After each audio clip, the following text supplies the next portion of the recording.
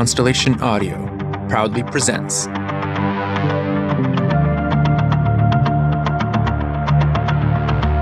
Brevity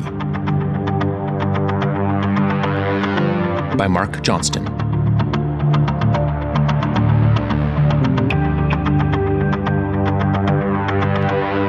Episode 1. Sold for $375,000 to Mr. Haroldson. Congratulations, sir. Next up for bidding, we have a very special offering for you today. A 4-foot by 6-foot concrete slab adorned with an oil-based painting by the anonymous street artist known as Dioptase. Depicted is an intricate rendition of a toad-like creature with the jaw and teeth of a shark, ablaze in flames on a field of lavender. In the lower left corner is the signature teal tetragonal prism, a known mark of the creator. This piece has also been authenticated on mosaic through the verified account of the world-famous and mysterious artist. I will start the bidding at $800,000. Do I have $800,000? Thank you, sir, for starting us off. Do I have $850,000? $850? In a remarkably bland showroom for an art auction, Laurel Castelaw, a reporter for Charcoal City's Channel 7 News, observes in amazement at the bizarre spectacle. Wealthy bidders clamoring for the cartoonish painting embellished upon a section of concrete wall from a front street high-rise. She had overheard a conversation on the way in about the building owner who eagerly hired a crew to cut the monstrosity right out of the 5th floor exterior. From the looks of the bidding so far, it appears to have been quite the lucrative decision. That's $1,500,000 from the gentleman on the left. Do I have $1,600,000? The reporter stands at the back of the hall to take in the whole scene. Bidding paddles are flying into the air repeatedly as the price of the painting continues to climb higher. While this observer is clearly no art critic, she must admit that the hand behind these brush strokes possessed a distinct and certain talent. It was hard to pinpoint the exact appeal of the work, but there was no mistaking that it was in fact a splendid arrangement of energy and balance, a captivating array of raw power amid subtle decadence. The brightness of the colors, the sheer abyss of the black outline spiraling throughout. Still, regardless of the talent, Laurel could not fathom the rabid desire that this glorified graffiti had begun to stir up. It was a rarity, sure. As far as she knew, most of these verified street pieces by Dioptase tended to disappear shortly after their flowering, a mystery as dumbfounding as the identity of the creator. The swiftness with which this rendering was ripped from its resting place secured one of the few ever preserved for sale. Scarcity and trendiness, two strong indicators of a collector's desire. $2 million from the woman in blue, front row. Thank you, madam. Do I have $2,100,000? The woman in blue was clearly a buyer's representative, speaking into a cell phone between bids. Her resolute countenance one of unwavering determination. The number of bidders had now begun to thin out, leaving the 3 or 4 most eager to flex their new outlandish purchase. Of these last remaining bidders, only one was representing themselves, Mr. Jerome Haroldson, a well-known collector, philanthropist, and businessman in Charcoal City. He had already secured a couple of fine purchases that day, but appeared to be losing steam in this battle against the hell-bent bids of the blue-suited viper in the front row. There is a sense that a champion would soon be crowned. $2,500,000 going once, going twice.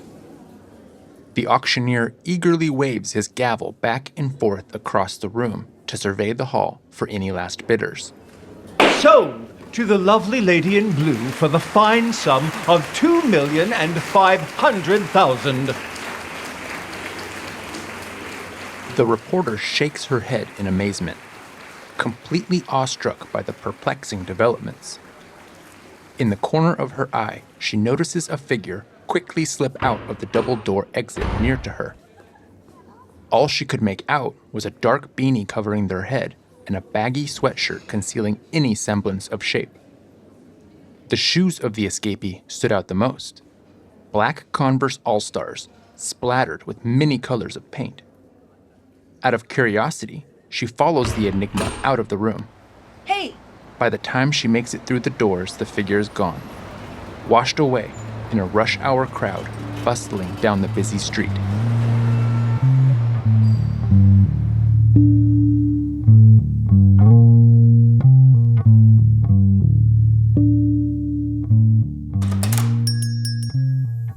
Hey, Freddy! Come on back. I'm just getting finished setting up. Inside Charcoal City Tattoo, an eager customer returns for the final of 3 sessions to complete a dazzling, full-color, 3/4 sleeve work of perfection. For his first major tattoo, Freddy didn't dare take a chance with any ordinary artist. He sought out one of the city's absolute finest. She came highly recommended, and after just glancing at her portfolio, Freddy's mind was put at ease. When she took his original drawing, a silly, unrefined embarrassment in retrospect, and reimagined it into a truly unbelievable artistic wonder, any hesitation he still had was long gone. The level of detail, the mixture of colors and perfect shading, an outline stronger than oak, and the perfect balance of compositional weight. He didn't care for a second about the cost. He was going to proudly wear a coral saguaro original for the rest of his life. I'm pumped to get this thing finished. I can't wait to show it off. Coral finishes her prep work, dips her needle into the ink, and dives right into the exposed skin of Freddy's tricep. The squirming canvas grits his teeth and settles in for the final installment. Yeah, this is coming out nicely. I've done a handful of ocean wave tattoos in my time, but never one that morphs into a closed fist. What was the quote again? Individually, we are one drop. Together, we are an ocean. That's right. A union thing. Yep. Proud Charcoal City footman, 3rd generation. Grandpa built this city, Dad brought it into the modern age. Of course, the union isn't what it was back then. Oh, yeah? Yeah, it's all corrupt now at the top, and that trickles down through the ranks. Seems like half the guys are roped into the shady stuff now. Our president just bought a $2 million piece of concrete the other day, if that tells you anything. What kind of union boss spends like that? The Dioptase? Yeah, it's all over the news. Why don't you start painting on walls? You're way more talented than that guy. What makes you say it's a guy? I don't know. It's all good. You're probably right. Only a dude would paint stupid shit like that. You don't like it? I mean, it's not terrible, right? Clearly some people dig it. It's fucking incredible. It's just... There are a lot of great artists in this city, but Dioptase gets all the hype like they're some mass superhero or something. All these fans strung along with manufactured novelty? I don't know. It's just not my thing. I guess I see what you're saying. What does dioptase even mean? It sounds dumb. It's a rare green mineral. Beautiful, but extremely fragile. Freddy, I'm never gonna get this shading done if you keep flexing your arm. Sorry, my bad. How is it even legal to sell it at auction like that? Shouldn't the artist have some sort of rights or something? Does they get any of that money? I guess not, if you're gonna randomly put it on someone's wall without permission and refuse to identify yourself. That's the whole appeal though, right? The mystique is what drives up the price. Usually the artist erases their work right after documenting it on Mosaic. It'll be interesting to see where it goes from here. Shit, if I woke up tomorrow with a fresh dioptase on my garage door, I would have it in the auction house before noon. Well, I guess I should sleep soundly knowing if I ever make it big, you won't be able to sell off your arm. Yeah.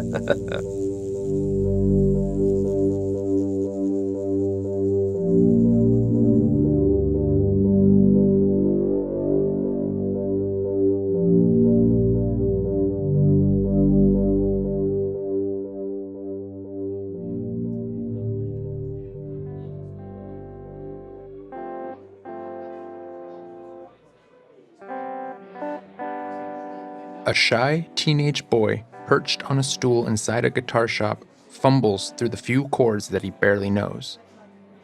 In his lap sits a brilliant candy apple red electric guitar, pulled down from the wall just moments before. The amplifier directly in front of him, turned up far too loud, is patched directly into his essence through the umbilical cord of an instrument cable that he found resting atop the machine. The music that he is creating may sound discordant to the rest of the shop, but the feeling of his fingers pushing that air through the speakers via those shiny steel strings is the absolute apex of his day. While looking down at the fretboard, trying to calculate his finger placements, the boy notices two black and white sneakers walk right up to him and stop. They are curiously covered in paint splatter. The novice pauses his practice and looks up to see a stranger with dark hair and mysterious eyes emitting an aura of cool that catches the boy by delighted surprise. The stranger grabs a guitar off the wall and spends the next 10 minutes showing his new friend 2 new chords as well as some easier fingerings for the ones he was already trying to play. The awestruck apprentice watches every movement with eager admiration. Upon his detailed study, he notices a small black and white cartoon bird on the maestro's perfectly articulated picking hand. After the impromptu session, the stranger daps the boy up, hangs the guitar back on the wall, and strolls away, heading toward the shop's repair bench. The young budding guitarist is left to master his new skills. He won't be leaving that stool for a few more hours at least. Alex, my guy, give me some good news. She's all ready. Brand new jumbo frets and a neck reset. I even removed 1 or 2 of those trashy stickers you plastered all over it. Oh, you better not have. I'm kidding, bro. I would never fuck with your aesthetic. But seriously, you added like 6 ounces of weight and covered up a beautiful flame top. Most people would want to show off a Quinn custom, not hide it under cheap bumper decals. Yeah, that's 6 extra ounces of sustain, my friend. One man's resale botch job is another's methodical madness. Each adornment was meticulously planned out. That I can assure you. You're so full of shit. Didn't you bring me a Burns pirouette once with a giant staple lodged in the headstock and asked me to leave it there?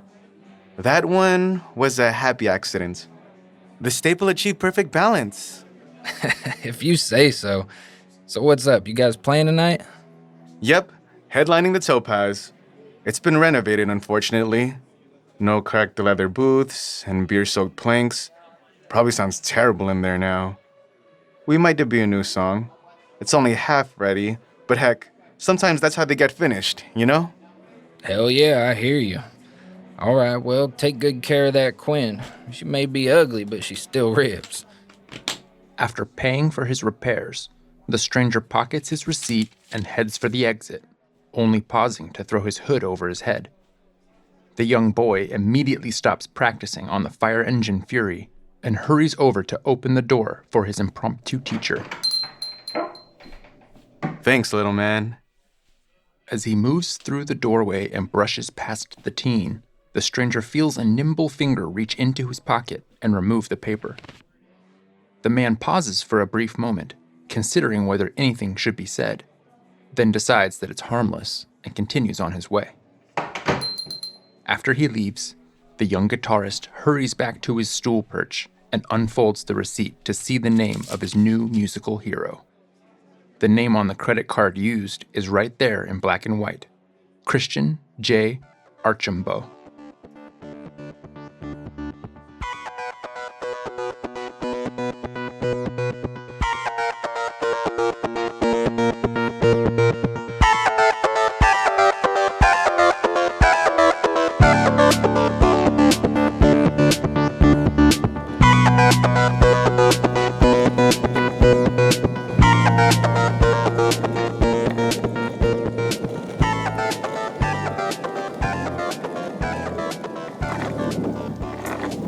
Coral left the parlor that afternoon and took off on her longboard to meet 2 friends for coffee.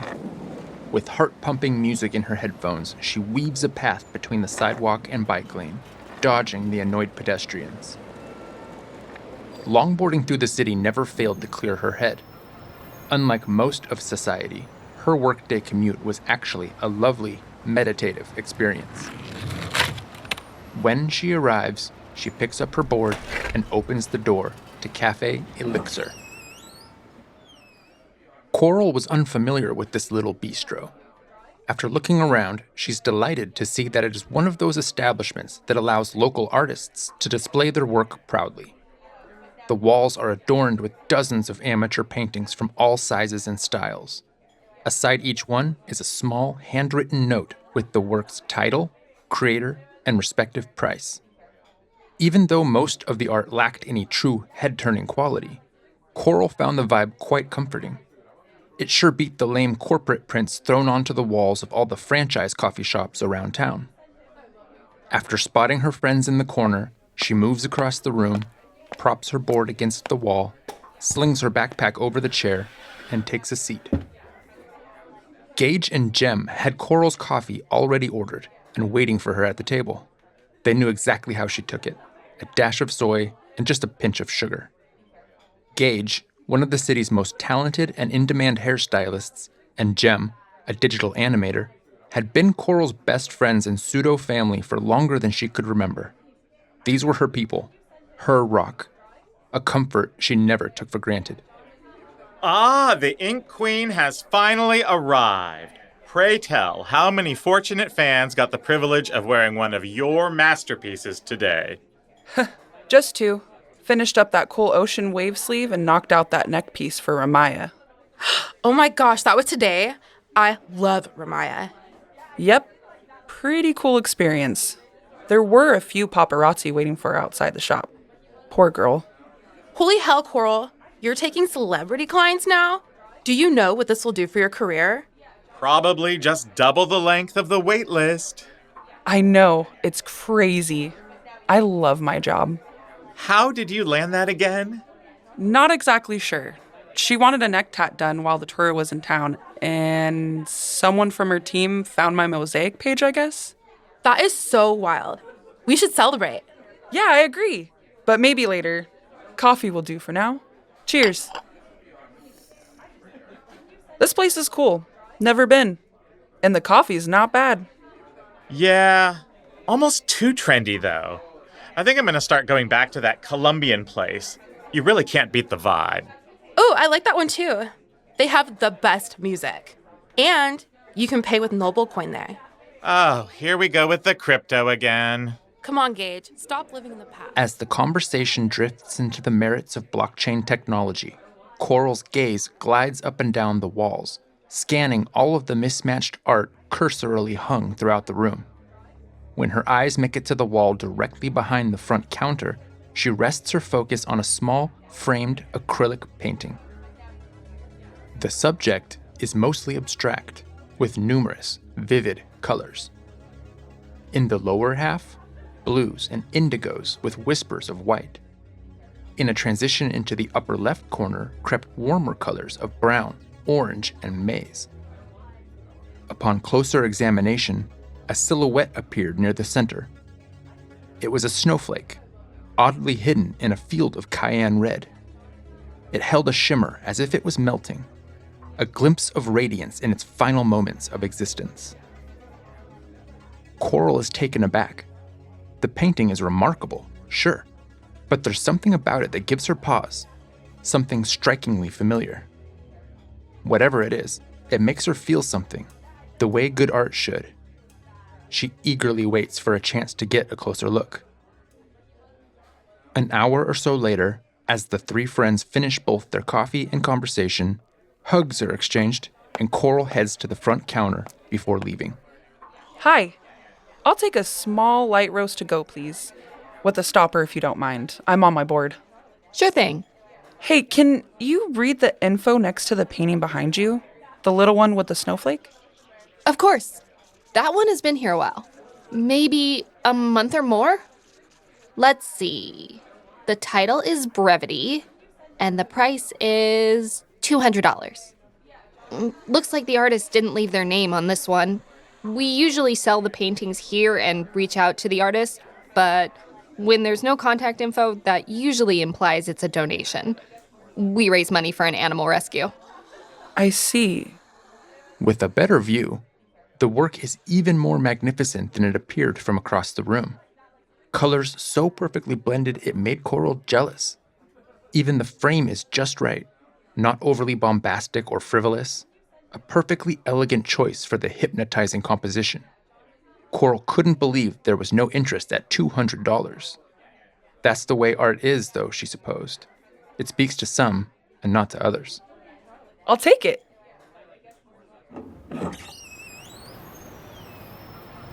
Once outside the cafe, Coral squeezes the small painting into her backpack, secures the stopper in her coffee, and throws down her board to coast toward home. She's already assessing which spot in her apartment will be the best fit for her new prized possession.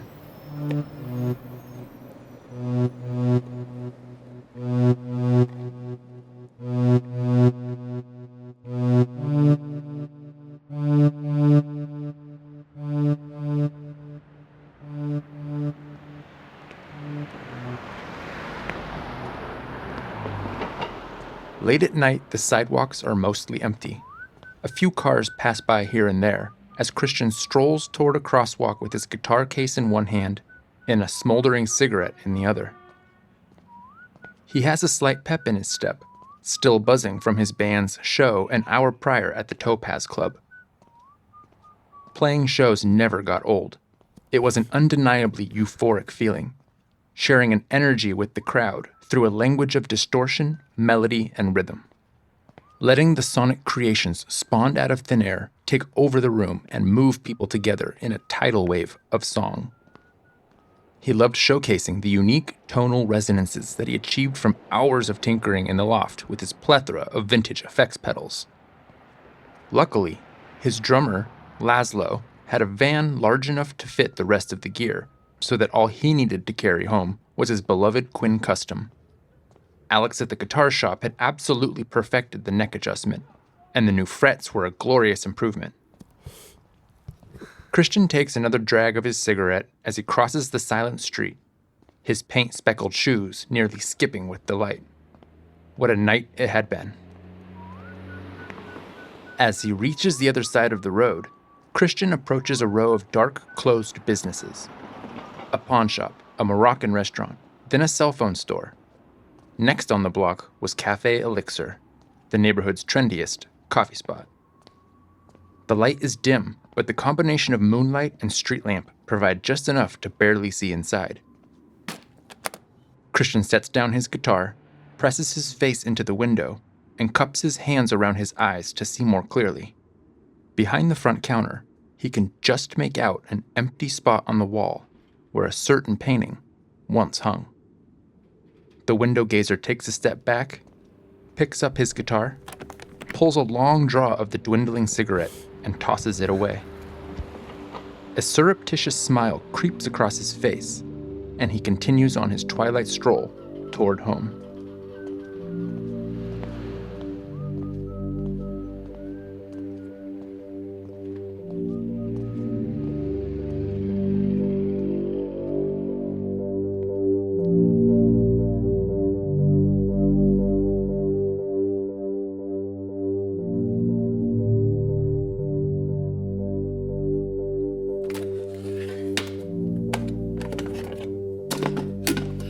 The next morning, Coral rolls out of bed and clumsily brews a pot of coffee. Her judo class is starting in 30 minutes. Lucky for her, the gym is just a block away. While the Java machine slowly begins to drip, Coral plops into a chair and pulls out her phone. After quickly checking her email, she decides to scroll through her Mosaic feed. Other than for work reasons, she wasn't one to post on social media too often, but enjoyed flipping through and looking at other accounts on occasion. It was a great time killer, and didn't always disappoint, even if she knew it was slowly sucking the very life out of society. Her thumb flicks the glass screen with a steady rhythm, stopping for a brief second to smirk at a stupid meme. Picture after picture of the children and pets that her forsaken network felt the urgent need to plaster all over the internet. the steam from inside the coffee pot begins to make that unmistakable gargle, signaling that the pot is nearly brewed. Coral is about to get up and pour a much-needed cup of joe when she notices a familiar avatar at the bottom of her screen. It's the white phantom mask that upwards of 36 million Mosaic followers know as Dioptase. Her finger continues to push the feed along until she is staring confusedly at a familiar sight. It's her snowflake painting, Brevity, only not on a cafe wall, but on an easel in a brightly lit room. She examines it closely. Surely it can't be the same painting. Coral glances over at the couch where she propped up the frame last night, then back at her phone. Back at the couch, back to the phone. Holy shit!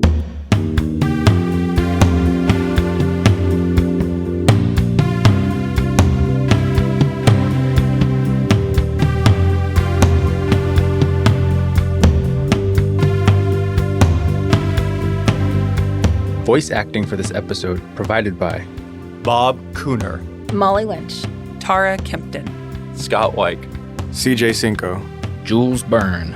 Matthew Abergel. Melissa Jones, and Kacey Johnston.